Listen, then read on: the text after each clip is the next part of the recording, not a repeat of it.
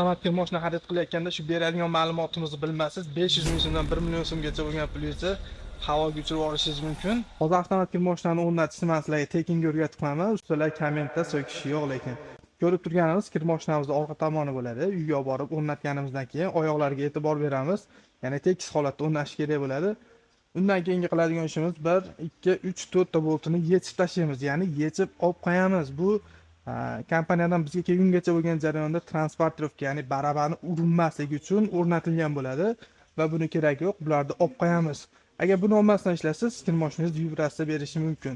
Bu joyini kanalizatsiyaga yo'laymiz va bu joyini yechib tashlamaymiz. Buni yechadigan bo'lsak, bizga kir moshinamiz aytilgandek ishlab bermasligi mumkin. Hop, shu holatda bo'ladi va sovuq suvga ulaydigan joyimiz. O'z avtomatik kir mashinalarimiz sovuq suvga ulanadi. 20 gradusdan 90 gradusgacha suv yuzi qizdirib, bemalol yuvib berishi mumkin.